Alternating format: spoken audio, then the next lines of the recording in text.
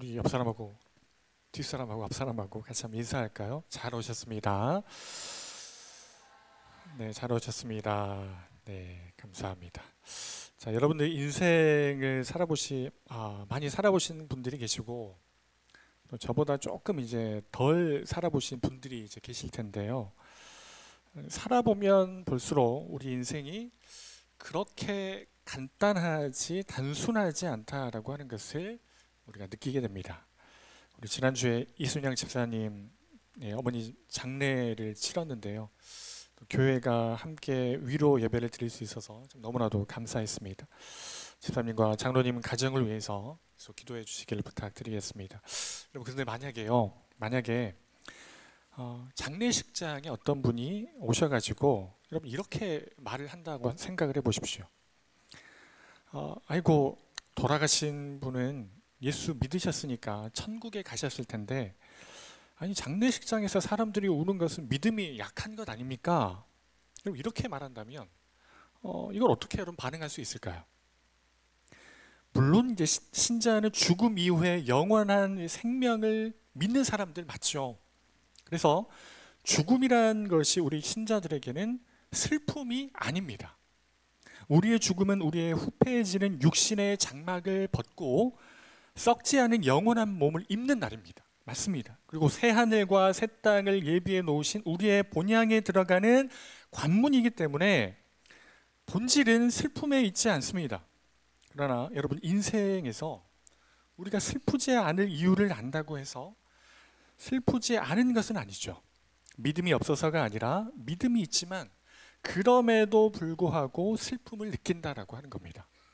하나님께서는 이 세상을 흑백 논리로 만들지 않으셨죠. 이것 아니면 저것이라는 식으로 만들지 않으셨습니다. 우리가 느껴봐서 알잖아요. 슬픔의 내면에 기쁨이 있기도 하고 기쁨 이면에 슬픔이 있기도 하는 것입니다. 저는 아직 자식들 장가나 시집 보내려면 아직 한참 남았는데 그 결혼식장에 들어가면 우리 아이들을 장가 보내고 시집 보내는 그런 결혼식장에 들어가면 기분이 좀 묘할 것 같습니다. 기쁘기도 할 것 같고 또 한편으로 시원하기도 할 것 같고, 그리고 또 자식 키우면서 잘못했던 것들이 막 기억나면서 미안함이 들 것 같기도 할 것 같고, 또 이렇게 훌륭하게 커져서 감사할 것 같기도 하고, 마음 한 곳이 휑할 것 같은 기쁘지만 아주 묘한 감정들이 뒤섞인 그런 기분이 들 것 같습니다. 어떤가요? 그런 기분 드나요? 자, 여러분, 신자가 그 사랑하는 이를 잃었을 때는 천국에 갔기 때문에 기뻐하는 것이 마땅하여도요, 동시에 이별의 슬픔이 있다면 우는 일이 당연한 것입니다. 예수님도 나사로의 무덤 앞에서 여러분 어떠셨습니까? 아니, 상식적으로 이해가 되지 않지 않습니까? 자신이 이제 곧 살려낼 거 아니에요? 살려낼 능력도 있으시고 또 그가 금방 살아날 것을 아셨지만, 그런데 그 무덤 앞에서 우리 주님이 눈물을 보이셨다라고 하는 거죠. 인생이 여러분 그렇다라고 하는 겁니다. 기쁨과 슬픔과 두려움과 용기와 허망함과 소망들이 이렇게 한데 이렇게 복합적으로 엮어 있어서 이걸 우리가 단순하게도 볼 수가 없고, 어떤 이의 인생을 우리가 쉽게 판단을 내릴 수도 있는 것이 아닙니다. 그럼 우리 인생 안에 담겨 있는 이 믿음이라고 하는 세계는 어떨까요? 똑같습니다. 왜 똑같을까요? 우리 인생과 믿음은 따로 이렇게 떼어놓을 수 없기 때문에 그렇죠. 그렇기 때문에 똑같을 수밖에 없습니다. 그래서 누군가 믿음을 가지고 와서 이거 믿으면 되잖아, 당신이 지금 이렇게 살고 있는 것은, 이렇게 된 것은 안 믿어서 그런 것 아닙니까? 이렇게 우리가 쉽게 또 함부로 판단해서는 안 된다라고 하는 겁니다. 우리에게 믿음이 없지 않죠. 있습니다. 믿음이 없어서가 아니라 믿음이라는 것이 그렇게 단순하지 않기 때문에 그렇다라고 하는 거죠. 그런 점에서 오늘 사사기 시작 부분의 정황은요, 한편으로 충분히 우리가 이해할 수 있습니다. 이스라엘은 약속의 땅에 도달했습니다. 요단강을 마르게 하신 하나님의 놀라운 그 기적을 경험했고요, 도저히 불가능할 것 같았던 여리고 성도 무너뜨렸습니다. 이제 믿음 가지고 나아가면 됩니다. 약속의 땅을 그리고 차지하면 됩니다. 하나님께서 그 땅을 주시겠다고 여러 차례 말씀하셨고 약속하셨습니다. 자, 그런데 사사기 1장을 보면은 이런 이야기들이 굉장히 많이 등장하는 것을 알 수 있습니다. 쫓아내지 못하였으며 라고 하는 이 말입니다. 이 말이 계속 반복되는 것을 우리가 발견할 수 있다고 하는 거죠. 아이러니하게 사사기의 시작은 처절한 실패를 기록하고 있습니다. 그리고 한편으로 우리는 그들의 실패를 공감할 수 있습니다. 인생이 그렇게 단순하지 않듯이 믿음이라고 하는 것이 그렇게 단순하지 않다라고 하는 것을 알기 때문에 그렇습니다.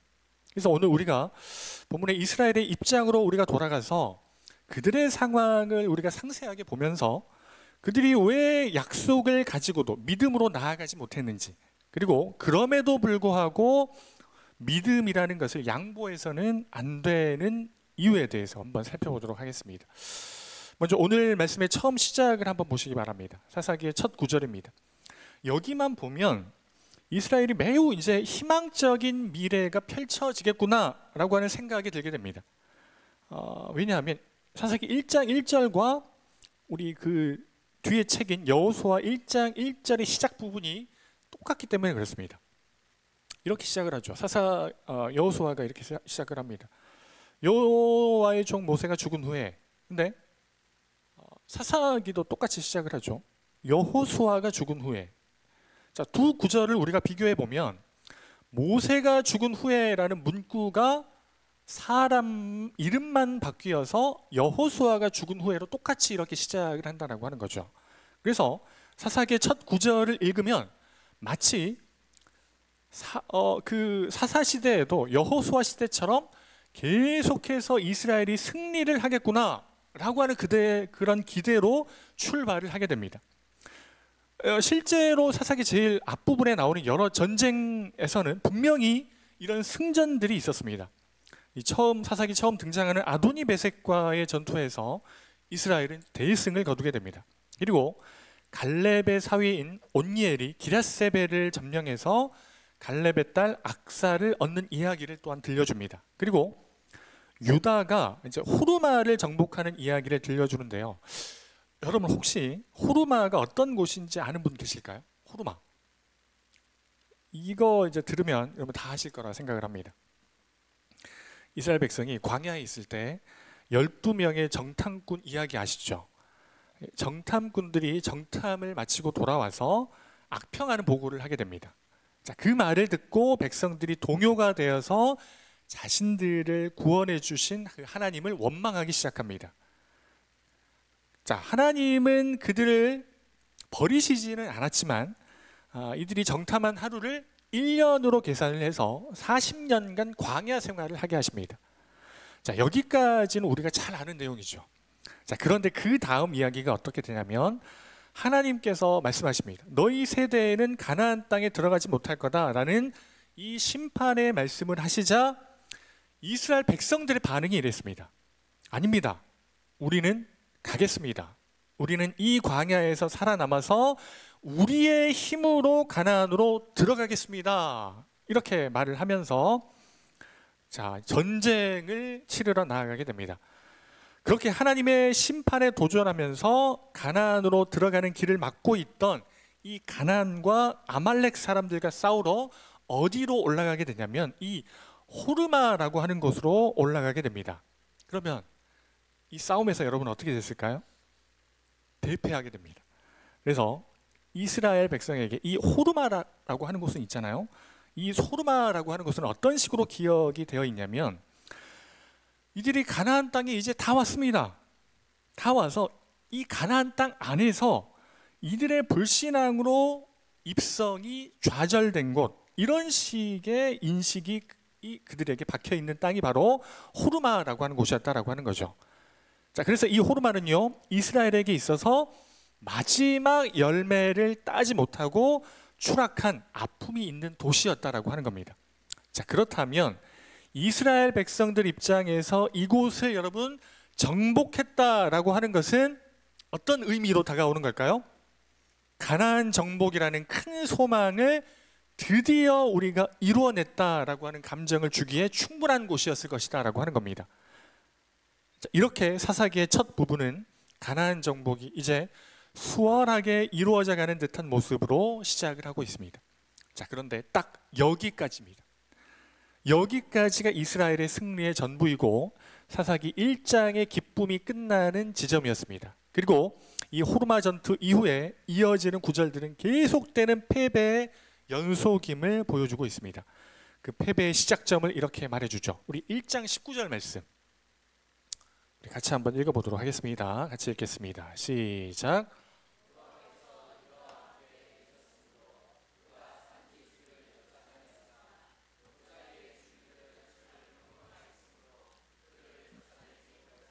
네.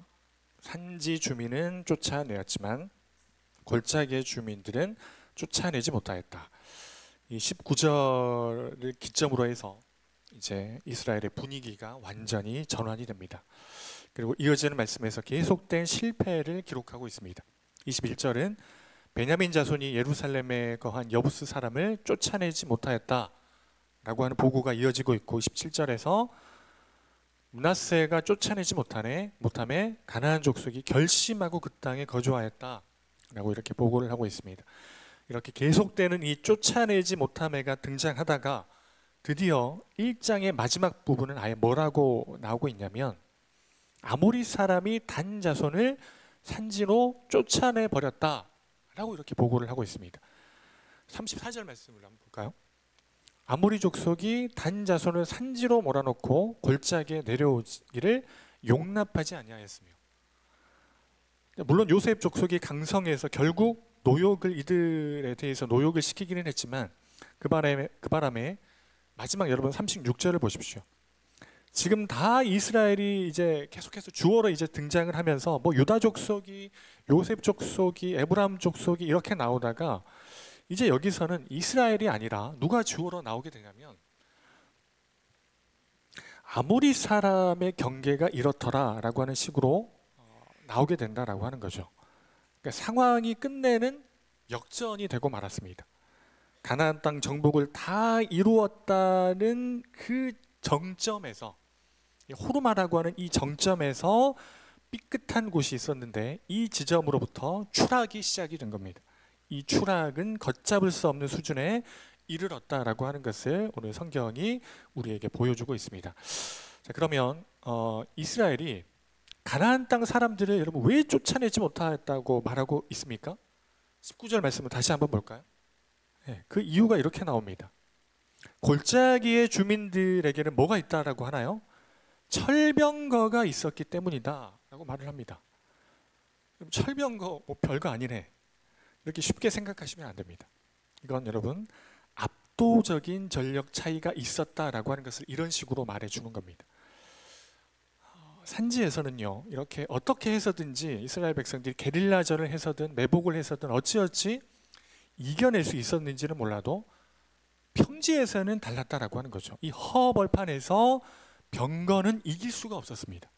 지금으로 치면 작대기 하나 들고 탱크를 상대하는 것과 같은데 이게 상대가 되겠습니까? 말이 안 되죠. 상식적으로 불가능한 문제였습니다. 아무리 하나님의 백성이라고 할지라도 철병거는 철병거입니다. 이 철병거가 종이병거가 되지는 않는다라고 하는 겁니다. 그래서 우리가 성경을 읽을 때 거기 등장하는 사람들을 우리가 지나치게 좀 단선적으로 보는 경향이 있는 것 같습니다. 광야 이스라엘 백성들을 보면서 이렇게 우리가 쉽게 평가를 하죠. 저렇게 하나님께서 항상 눈에 보이도록 구름과 불기둥으로 이렇게 역사하시고 그 많은 그런 기적들을 베푸셨는데 광야에서 만나를 내려주시고 광야에서 물을 만들어 주시고, 아니 홍해가 갈라지는 기적도 보았을 거고, 근데 왜 저들은 말도 안 되는 그런 불신앙을 보이는 걸까? 마치 내가 거기 있었으면 그러지 않을 것 같은 그런 이제 생각으로 그렇게 우리가 말을 합니다. 하지만 정직하게 말해서 우리가 그 상황에 그 자리에 우리가 들어가게 되면 아마 대부분 똑같이 우리의 배역의 글을 걸었을 거라고 생각이 됩니다. 그들이 믿음이 없어 보이는 이유는 뭐냐면 이들이 책 속에 있기 때문에 그렇습니다.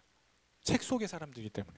그런데 책 속의 이야기가 이렇게 현실 밖으로 짜냐고 이렇게 튀어나오면 그 무시무시한 장면들을, 그 목이 타는 그 갈증들, 앞이 막막한 이 광야 허허벌판들, 이것들을 직접 목격을 하면 아마 이스라엘을 평가하는 것이 좀 더 달라질 거라고 생각을 합니다. 그래서 철병거의 문제는 여러분 간단하지 않습니다. 철병거는 극복할 수 없는 현실의 벽입니다. 믿음만 가지고 있으면 이길 수 있어 라고 하는 말은요, 야, 너 짝대기 잘만 들고 있으면 탱크와 싸울 수 있어. 똑바로 들고 있어야 된다니까. 똑바로 들고 있어. 그러면 탱크와 싸워서 이길 수 있다. 이렇게 여러분 말하는 것과 같습니다. 책으로 보니까 여러분 가능한 이야기죠. 이게 현실이라고 여러분 한번 생각을 해보십시오. 불가능한 이야기입니다. 그럼에도 우리가 또 이렇게 조언하죠. 야, 하나님께 기도해 봤어? 하나님께 기도하면 돼. 우리 한번 기도해 봅시다, 여러분. 제가 목회자라서 기도해 봅시다 이렇게 말을 많이 합니다. 근데 여러분, 기도해 보면 여러분 어떻습니까? 솔직하게 우리 터놓고 한번 이야기해 봅시다. 문제가 생길 때마다 기도했습니다. 그런데 그때마다 하나님이 여러분 항상 들어주시던가요? 우리 서춘옥 장로님 혹시 기도응답 다 받으셨습니까? 아니시죠? 기도를 하다 보면 자연스럽게 느끼게 됩니다. 하나님이 매번 기도를 들어주시는 분은 아니시네. 이걸 느끼게 되면서부터 우리는 이제 기도와 점점 멀어지기 시작합니다. 그리고 점점 더 현실의 벽은 높아져 갑니다. 이 현실의 벽과 믿음이라고 하는 것 사이에 이제 분리가 일어나기 시작을 합니다. 그래, 맞아. 믿음은 천국 들어갈 때 필요한 티켓이지. 현실은 역시 현실이야. 현실에서는 실력이 있어야 되고 힘이 있어야 되고 돈이 있어야 돼. 그러면서 믿음과 현실은 우리 안에서 양립할 수 없는 개념으로 다가오게 됩니다. 그래서 우리가 인생을 살아가고 있지만 인생이라고 하는 것, 그리고 그 인생의 동반자인 믿음이라고 하는 것이 그렇게 간단한 문제가 아니다라고 하는 것을 먼저 우리가 기억해야 됩니다.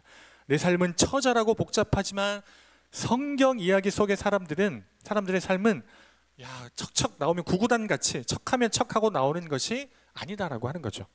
그들의 삶도 우리만큼이나 처절하고 복잡했고 그들이 하나님을 선택해야 하는 상황도 쉬운 상황이 아니었다라고 하는 겁니다. 여러분, 하늘에서 만나가 내리는 것을 보고도 어떻게 그럴 수가 있어요? 그럴 수 있습니까? 그럴 수 있습니다. 왜요? 태어나면서부터 하늘에서 만나가 내리는 환경에서 태어났다면 하늘에서 만나가 내리는 것은 자연현상 외에 아무것도 아닙니다. 그렇죠? 그래서요, 우리들이 명심해야 될 것이 있습니다. 믿음은 믿을 만한 환경이 주어진다고 해서 생기는 것이 아니라 어떤 환경 속에서도 믿음은 결국 선택의 문제다라고 하는 겁니다. 힘의 차이, 현실의 문제, 아주 처절한 이 선택의 문제 앞에서 이스라엘 백성들이 지금 서 있었고 우리도 그런 상황 속에 있는 사람들이다라고 하는 점에서 우리 삶과 믿음의 문제를 그대로 들려주고 있는 이야기다라고 볼 수 있습니다. 그런데 이 상황에서 우리에게 정말 놀라운 통찰을 주는 중요한 사실 한 가지가 있습니다. 우리 다시 한번 본문으로 우리 들어가 봅시다. 산지의 주민은 쫓아내었으나 골짜기의 주민은 쫓아내지 못했다 라는 이 이야기가 여기 사사기 본문 외에 한 군데 더 등장하는 곳이 있습니다. 자, 이제 말씀드릴 이 이야기를 우리가 곰곰이 잘 생각해 보셔야 됩니다. 그리고 사사기의 이야기를 우리가 다시 되짚어 보았으면 좋겠습니다. 열왕기상 20장은 이스라엘 역사상 가장 악한 왕으로 꼽히는 아합 왕의 이야기가 있습니다. 아합은 당시 아람과 싸우고 있었는데 하나님께서 이스라엘의 엄청난 그 열세 속에서도 이 싸움을 이기게 하실 거라는 약속을 우리 주님께서 주시게 됩니다. 그리고 실제로 첫 번째 전투에서 아합은 승리를 하게 됩니다. 자, 그리고 그 첫 번째 전투에서 패배한 아람 왕의 신하들이 왕에게 가서 전투에 대한 보고를 합니다. 자, 그리고 아람 왕이 이들의 보고를 듣고 두 번째 전투를 벌이게 됩니다. 첫 번째 전투를 끝내고 아람의 신하들이 왕에게 무슨 이야기를 했냐면요, 이런 이야기를 합니다. 우리 20장 23절 말씀을 같이 한번 읽어볼까요? 시작.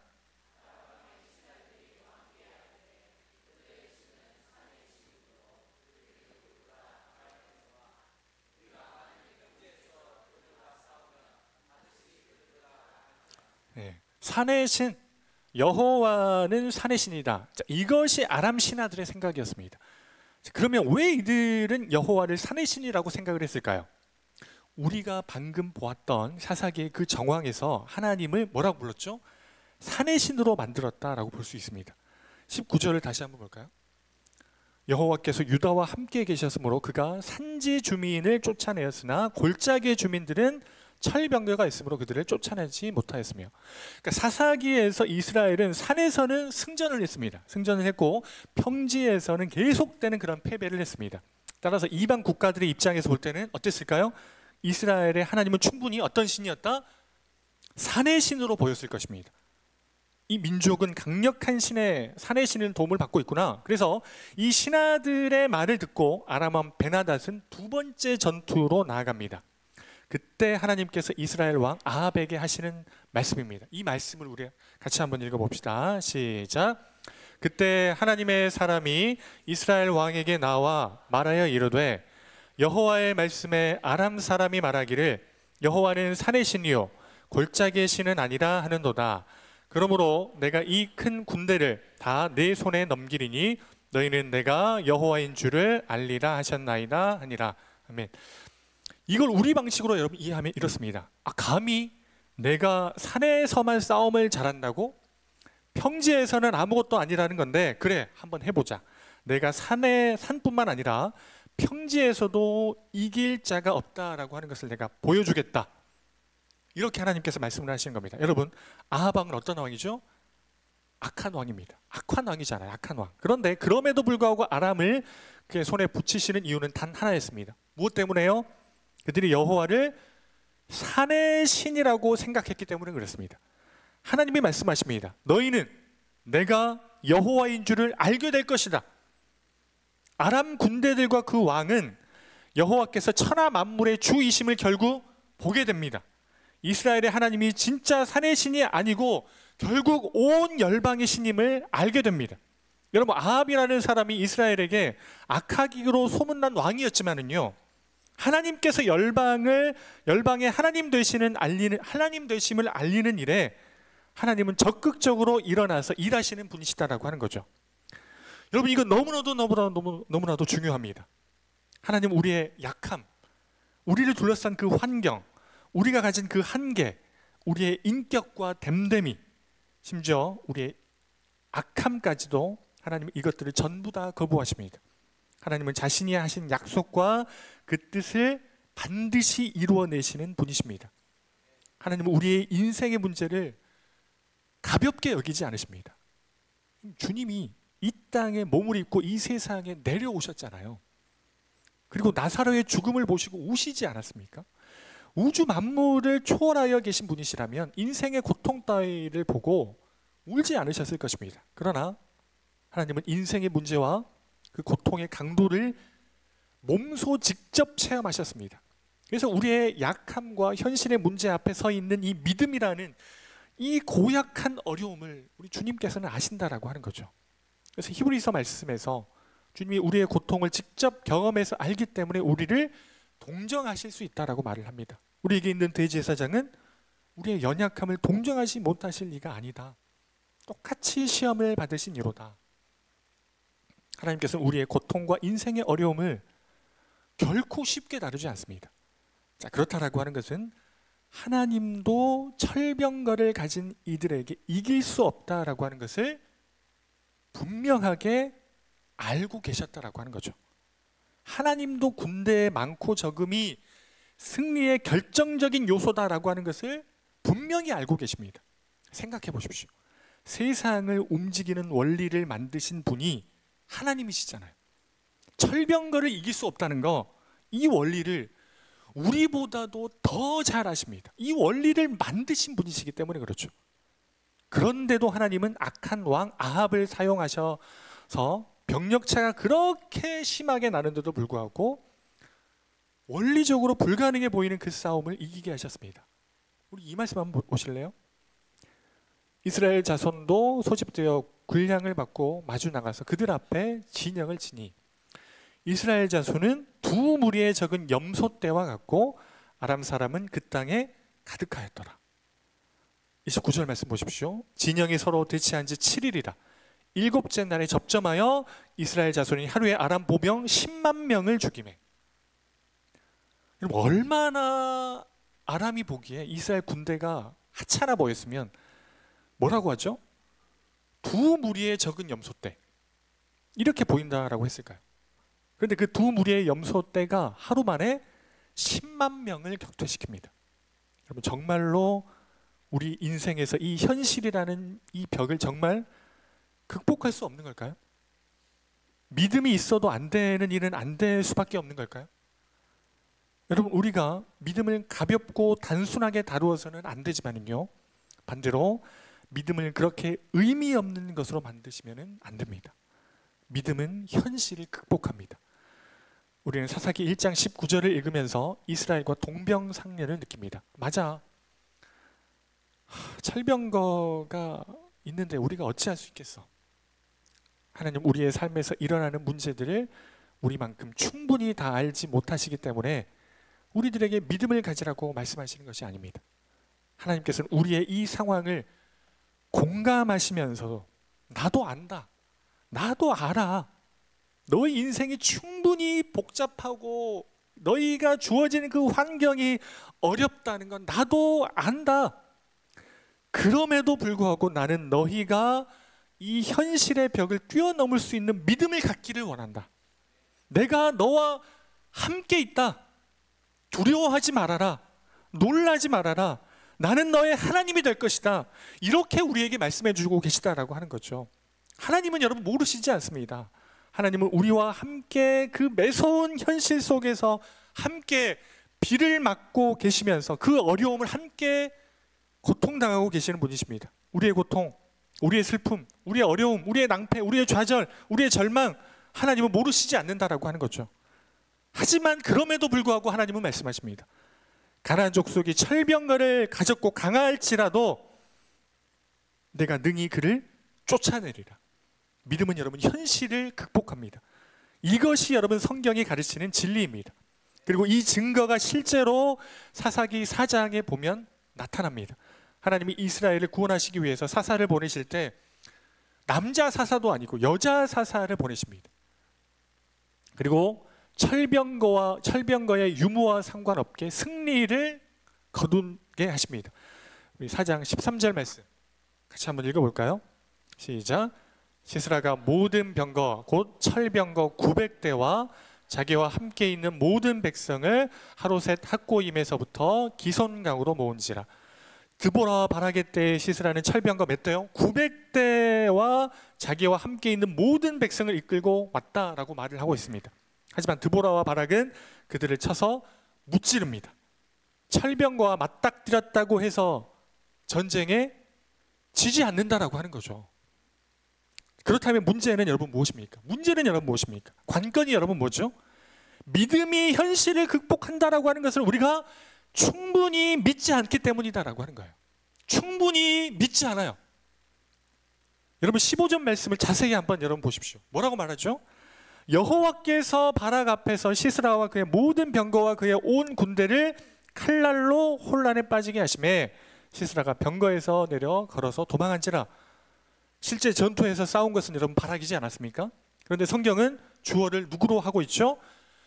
여호와께서라고 쓰고 있습니다. 왜 약속이 여러분 현실을 극복할 수 있습니까? 왜 약한 무기를 가진 자가 철병거를 이길 수 있을까요? 우리의 무기는 힘이 없지만, 우리의 현실은 녹록하지 않지만, 우리는 힘이 없지만 하나님이 그 현실의 철병거를 부실 수 있는 분이시기 때문입니다. 그렇다면 여러분 사사기 1장 19절 말씀에 철병거가 있으므로 그들을 쫓아내지 못하였다는 말씀을 현실은 어쩔 수 없구나, 이걸로 여러분 받아들이시면 안 됩니다. 이 말씀의 배후에는 단지 그들이 무기가 좋지 못하여 이기지 못했다라고 하는 의미 이상의 것이 들어있습니다.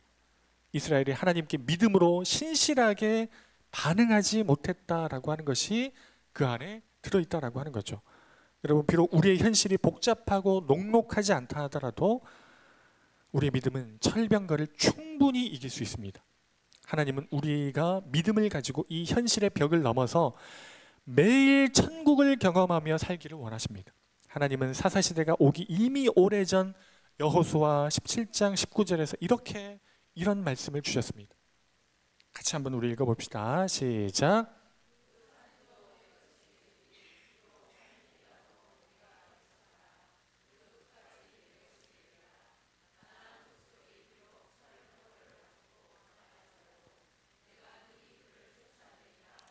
아멘. 사사시대가 오기 훨씬 전부터 땅 분배를 다 완료하기 전인 여호수아 시대에 하나님은 이미 말씀하셨습니다. 철병거가 있다는 건 나도 안다. 그러나 철병거가 있다 하더라도 네가 이길 것이다. 하나님은 이미 오래전에 우리에게 말씀하셨습니다. 내가 너희 현실 알고 있다. 어렵다. 자본주의 사회에서 돈 때문에 믿음을 포기하는 거, 돈 때문에 어려움을 겪고 있는 거 나도 안다. 믿음을 발휘하기가 어려운 현실을 살아낼 거라는 거 나도 안다. 그렇지만 너희에게 나의 영 성령을 보내겠다. 내가 너와 함께 하겠다. 내가 너의 목자가 되어주겠다. 사망의 음침한 골짜기를 지날 때에도 나의 지팡이가 너와 함께 하겠다. 이 약속의 말씀을 이미 우리에게 여러분 주셨습니다. 우리 앞에 놓인 이 철병거와 같은 이 무서운 현실을 믿음으로 여러분 싸워 이겨낼 수 있기를 바랍니다. 하나님의 약속은요, 하나님의 법보다, 율법의 말씀보다 더 우위에 있습니다. 더 효력이 셉니다. 바울이 갈라디아서에서 이런 말씀을 하죠. 내가 이것을 말하노니 하나님께서 미리 정하신 언약을 430년 후에 생긴 율법이 폐기하지 못하고 그 약속을 헛되게 하지 못하리라. 하나님의 약속을 여러분 믿으십시오. 믿으면 현실을 극복할 수 있습니다. 현실의 철병거가 아무리 무서워 보여도 능히 여러분 이겨낼 수 있습니다. 우리 그 믿음 가지고 우리 하나님 앞에, 우리 세상 앞에 우리 나아갈 수 있기를 바라겠습니다. 우리 함께 이 시간 기도합시다.